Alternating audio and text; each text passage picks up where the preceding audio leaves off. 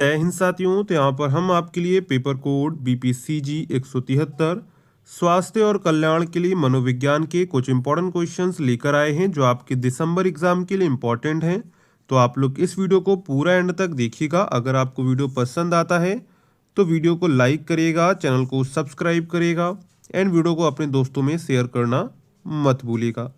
अगर आप लोग इस सब्जेक्ट के गैस पेपर को परचेज करना चाहते हैं जिसमें आपके हमने 20 से 25 इंपॉर्टेंट क्वेश्चंस को कवर किया हुआ है जो आपकी एग्जाम के लिए इंपॉर्टेंट है। अगर आप लोग गैस पेपर प्लस इस क्लास को अच्छे से कवर कर लेते हैं तो ये आपका एग्जाम 100% क्लियर हो जाएगा। इससे बाहर आपको कुछ भी नहीं पढ़ना है। अगर आप लोग गैस पेपर को परचेज करना चाहते हैं तो आप लोग 9580023321 इस नंबर पे व्हाट्सअप मैसेज कर सकते हैं, या फिर आपको डिस्क्रिप्शन में वेबसाइट का लिंक दिया गया है shop.hindustannoise.com। इस वेबसाइट पे विजिट करके भी आप लोग गैस पेपर को परचेज कर सकते हैं। अगर आपको कोई प्रॉब्लम होती है तो आप इस नंबर पे जो है व्हाट्सअप मैसेज कर सकते हैं। तो यहाँ पर हमारा प्रश्न है, समय प्रबंधन क्या है? समय प्रबंधन क्या है? समय प्रबंधन की विभिन्न तकनीकों को समझाइए। यानी सबसे पहले हम लोग बात करें कि समय प्रबंधन क्या है, यानी कि टाइम मैनेजमेंट क्या है, और समय प्रबंधन की विभिन्न तकनीकों को समझाइए। समय प्रबंधन एक महत्वपूर्ण कौशल है जो हमें अपने दैनिक कार्यों को सही समय पर पूरा करने में मदद करता है। अगर हम लोग सरल शब्दों में कहें तो समय प्रबंधन का अर्थ है अपने समय का सही उपयोग करना ताकि हम अपने कामों को अधिक प्रभावी और कुशल तरीके से कर सकें। यह न केवल हमारी उत्पादकता को बढ़ाता है बल्कि तनाव कम करने और जीवन में संतुलन बनाए रखने में मदद करता है। तो समय प्रबंधन क्या है? समय प्रबंधन का अर्थ है समय का सही उपयोग करना ताकि हम अपने कामों को अधिक प्रभावी और कुशल तरीके से कर सकें। यह न केवल हमारी उत्पादकता को बढ़ाता है बल्कि तनाव को कम करने में और जीवन में संतुलन बनाए रखने में भी मदद करता है। अब यहाँ पर तनाव कम करने से मतलब क्या है? अगर आपका देखिए काम समय पर पूरा होगा तो आपको तनाव कम होगा। ठीक है, इसका कहने का मतलब ये है। अब देखते हैं तनाव प्रबंधन का महत्व क्या है।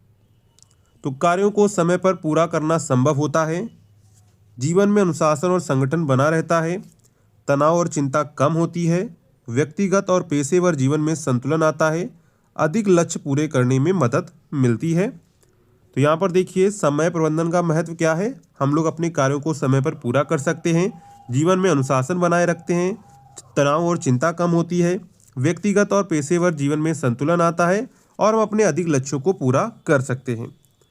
अब देखते हैं समय प्रबंधन की विभिन्न तकनीकें क्या हैं। तो सबसे पहली तकनीक है लक्ष्य का निर्धारण, यानी अपने कामों के लिए स्पष्ट और यथार्थवादी लक्ष्य तय करें। इससे आपको यह पता रहता है कि किस कार्य पर कितना समय आपको खर्च करना है। दूसरी विधि क्या है? कार्य प्राथमिकता तय करना।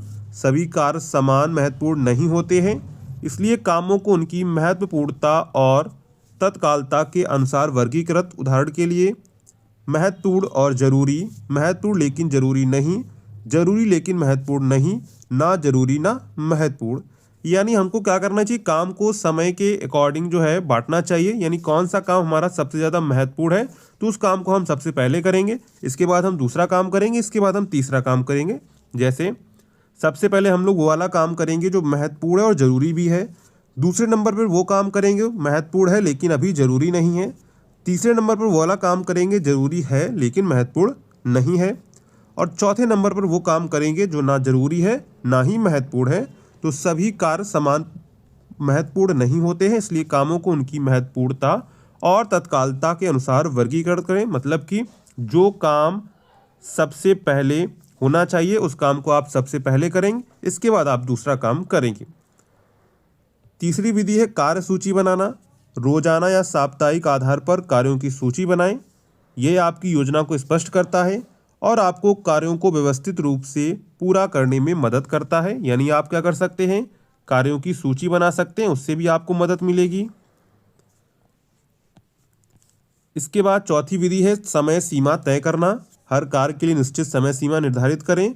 यह तकनीक आपको कार्यों में विलंब ना करने और समय पर कार्य समाप्त करने में मदद करती है। यानी आप किसी काम को करने के लिए एक समय सीमा निर्धारित कर सकते हैं। इसके बाद डेली प्लानिंग। हर दिन की शुरुआत में दिन भर के कार्यों की योजना बनाएं। यह सुनिश्चित करता है कि आप अपने समय का सही उपयोग कर रहे हैं। यानी आप क्या करेंगे? सुबह उठेंगे, आपको डेली जो काम कर रहे हैं उसका आप एक लिस्ट बना सकते हैं, ठीक है। विलंब और बाधाओं से बचना, काम को टालने से बचें, छोटी छोटी बाधाओं को दूर करके कार्य को समय पर पूरा करें। विराम और विश्राम, लगातार काम करने से थकान होती है, समय समय पर छोटे छोटे विराम लेने से मानसिक ऊर्जा बनी रहती है और कार्य क्षमता बढ़ती है। यानी हम लोग क्या कर सकते हैं, थोड़ा थोड़ा जो है ब्रेक ले सकते हैं। इसके बाद हम लोग यहाँ पे निष्कर्ष लिख देंगे। समय प्रबंधन एक कला है जो अभ्यास और अनुशासन से विकसित होती है। यदि हम सही तकनीकों का पालन करें तो न केवल हमारे कार्य समय पर पूरे होंगे बल्कि जीवन में संतुलन और सफलता भी प्राप्त होगी। तो हमारा प्रश्न क्या था, हमारा प्रश्न था समय प्रबंधन क्या है। तो हमने समझा कि समय प्रबंधन क्या है। इसके बाद हमने देखा समय प्रबंधन का महत्व क्या है। इसके बाद हमने देखा समय प्रबंधन की विभिन्न तकनीकें क्या हैं। अगर आप लोग इन सभी तकनीकों को अपनाते हैं तो आप लोग जो है समय प्रबंधन को अच्छे से कर सकते हैं। इसके बाद आपका अगला प्रश्न है, भोजन और आहार और मोटापे से संबंधित बीमारियों पर चर्चा कीजिए। अगर आपने अभी तक वीडियो को लाइक नहीं किया है तो वीडियो को लाइक कर दीजिएगा और चैनल को भी सब्सक्राइब आप लोग कर लीजिएगा, ठीक है। तो भोजन और आहार मोटापे से संबंधित बीमारियां आज के समय में बहुत सामान्य हो गई हैं। इनका संबंध हमारे खाने की आदतों और जीवन शैली से होता है। अगर हम सही और संतुलित आहार नहीं लेते हैं तो शरीर में कई प्रकार की स्वास्थ्य समस्याएं पैदा हो सकती हैं। यानी जो भोजन आहार और मोटापे से संबंधित बीमारियां आज के समय में बहुत सामान्य हो गई हैं। क्यों हो गई? अगर हम लोग जो है संतुलित आहार नहीं लेंगे तो हमको जो है स्वास्थ्य संबंधी बीमारियां हो सकती हैं। तो सबसे पहले देखते हैं भोजन और आहार। हमारा शरीर सही तरीके से काम करने के लिए पोषक तत्वों की जरूरत करता है। ये पोषक तत्व कार्बोहाइड्रेट, प्रोटीन, वसा, विटामिन, खनिज और पानी हो सकते हैं। अगर भोजन में इनकी कमी या अधिकता हो जाए तो स्वास्थ्य प्रभावित होता है। उदाहरण के लिए ज़्यादा तली हुई और फैटी चीज़ें खाने से मोटापा और हृदय रोग होने का खतरा बढ़ता है। वहीं फल, सब्जियां, साबुत अनाज और प्रोटीन युक्त आहार लेने से शरीर स्वस्थ रहता है। यानी कि अगर आप लोग तेल वाली चीज़ें ज़्यादा खाएंगे तो आपको क्या होगा, हृदय रोग और जो है मोटापा हो सकता है। वहीं अगर आप लोग फल, सब्जियां, साबुत अनाज और प्रोटीन युक्त आहार खाएंगे तो आपका शरीर स्वस्थ रहेगा। अब देखते हैं मोटापा और उसके कारण। तो मोटापा तब होता है जब शरीर में वसा अधिक मात्रा में जमा हो जाती है। यह मुख्य रूप से अत्यधिक कैलोरी युक्त भोजन खाने और शारीरिक गतिविधि कम करने से होता है। आजकल की जीवन शैली जैसे कि देर तक टीवी देखना, मोबाइल पर समय बिताना और बाहर का जंक फूड खाना मोटापे का मुख्य कारण बन गई है। यानी देखिए, जब मोटापा कब आता है, मोटापा तब आता है जब आपके शरीर में वसा की मात्रा ज़्यादा हो जाती है। और ये ज़्यादा कब होती है, जब शारीरिक गतिविधि कम करते। मान लीजिए आपने कोई तेल युक्त चीज़ खाई, आपके शरीर में वसा गई, ठीक है। अगर आपने शारीरिक गतिविधि नहीं की, आप पड़े रहे, तो आपको क्या होगा, वही वसा जो है आपके पेट में जमा हो जाएगा और वही आपका जो है पेट फूल के गुब्बारा जैसा हो जाएगा। अब देखते हैं मोटापे से संबंधित बीमारियां कौन सी होती हैं। तो मोटापे वाले व्यक्ति को हृदय रोग हो सकता है। मोटापे के कारण रक्त में कोलेस्ट्रॉल बढ़ता है जिससे हृदय रोग और ब्लड प्रेशर की समस्या होती है। आपको डायबिटीज हो सकती है। अधिक वजन इंसुलिन के काम करने की क्षमता को प्रभावित करता है और टाइप 2 डायबिटीज का खतरा बढ़ता है। हड्डियों और जोड़ों की समस्या, अतिरिक्त वजन के कारण घुटनों और कमर पर दबाव पड़ता है जिससे आर्थराइटिस जैसी समस्याएं होती हैं। स्लीप एपनिया और अन्य नींद की समस्याएं, मोटापा नींद के दौरान सांस लेने में रुकावट पैदा कर सकता है। अब इसके निवारक उपाय क्या हैं?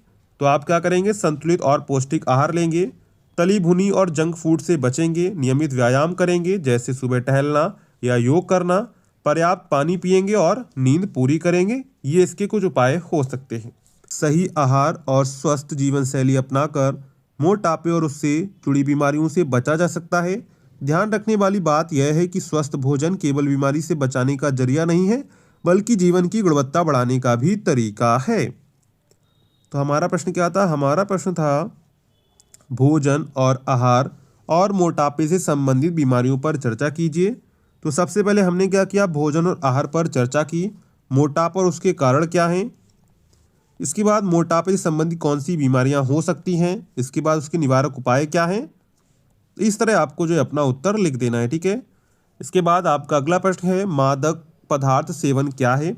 नशीली दवाओं के दुरुपयोग को स्पष्ट कीजिए। मनोवैज्ञानिक विकारों के निदान और उपचार की व्याख्या कीजिए। मादक पदार्थ सेवन का मतलब है ऐसे पदार्थों का उपयोग करना जो व्यक्ति के मानसिक और शारीरिक स्वास्थ्य को प्रभावित करते हैं। इनमें शराब, तंबाकू, धूम्रपान करने वाले पदार्थ और अन्य नशीली चीजें शामिल हैं। मादक पदार्थ व्यक्ति की सोच, व्यवहार और निर्णय क्षमता को बदल सकते हैं। लंबे समय तक इनका सेवन करने से शरीर और मन दोनों पर गंभीर असर पड़ता है। तो मादक पदार्थ सेवन का मतलब क्या है? ऐसे पदार्थों का उपयोग करना जो व्यक्ति के मानसिक और शारीरिक स्वास्थ्य को प्रभावित करते हैं। इनमें शराब पीना, तंबाकू खाना, धूम्रपान करना शामिल होता है। मादक पदार्थ व्यक्ति की सोच को, व्यवहार को और निर्णय क्षमता को बदल सकते हैं। लंबे समय तक इनका सेवन करने से शरीर और मन दोनों पर गंभीर असर पड़ता है। अब देखते हैं नशीली दवाओं के दुरुपयोग। नशीली दवाओं के दुरुपयोग का अर्थ है दवाओं का गलत तरीके से या जरूरत से ज़्यादा मात्रा में उपयोग करना। उदाहरण के लिए कुछ लोग दर्द कम करने वाली दवाओं, नींद की गोलियों या अन्य नशीली दवाओं का लगातार और आवश्यकता से अधिक सेवन करते हैं। दुरुपयोग से व्यक्ति को शारीरिक और मानसिक निर्भरता हो सकती है। इसके परिणाम स्वरूप शरीर में रोग प्रतिरोधक क्षमता कम हो जाती है।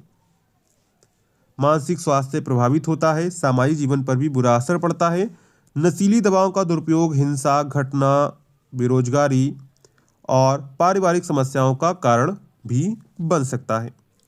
अब देखते हैं मनोवैज्ञानिक विकारों का निदान और उसका उपचार क्या है।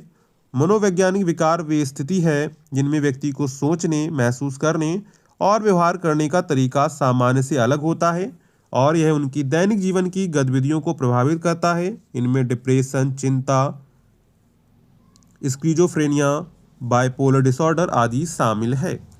अब देखते हैं इसके निदान क्या है। सबसे पहले हमने क्या देखा, मनोवैज्ञानिक विकार क्या है। तो मनोवैज्ञानिक विकार वे स्थिति है जिसमें व्यक्ति का सोचने, महसूस करने और व्यवहार करने का तरीका सामान्य से अलग होता है। अब इसका निदान क्या है।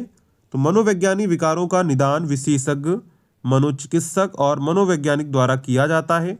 इसके लिए वे मरीज की मानसिक स्थिति, व्यवहार, जीवन शैली और चिकित्सा इतिहास का अध्ययन करते हैं।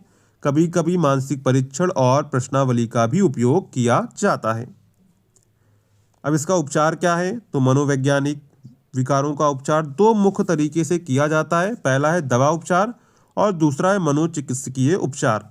सबसे पहले देखते हैं दवा उपचार क्या है। इनमें रोगी को मानसिक स्वास्थ्य को संतुलित करने वाली दवाएं दी जाती हैं, जैसे एंटी डिप्रेसेंट या एंटी साइकोटिक दवाएं। और दूसरा क्या है, मनोचिकित्सीय उपचार। इसमें रोगी को काउंसलिंग दी जाती है, व्यवहार थेरेपी और मानसिक प्रशिक्षण दिया जाता है ताकि वे अपने विचारों और भावनाओं को नियंत्रित करना सीखें। इसके अलावा सामाजिक और पारिवारिक समर्थन भी बहुत जरूरी है क्योंकि इससे रोगी को मानसिक रूप से मजबूती मिलती है। इसके बाद हम लोग यहाँ पे निष्कर्ष लिख देंगे। मादक पदार्थों का सेवन और नशीली दवाओं का दुरुपयोग व्यक्ति और समाज दोनों के लिए हानिकारक है। मानसिक विकारों का सही निदान और समय पर उपचार व्यक्ति को स्वस्थ जीवन जीने में मदद करता है। जागरूकता और उचित सहायता से इन समस्याओं को कम किया जा सकता है।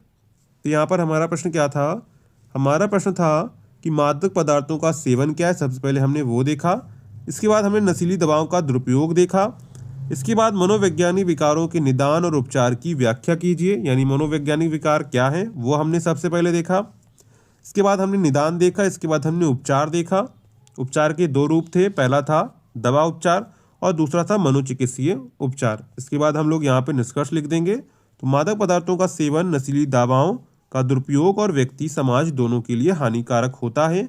मानसिक विकारों का सही निदान, समय पर उपचार व्यक्ति को स्वस्थ जीवन जीने में मदद करता है। जागरूकता और उचित सहायता से इन समस्याओं को कम किया जा सकता है। तो ये आपके कुछ पेपर कोड बीपीसीजी 173 के इंपॉर्टेंट क्वेश्चंस थे।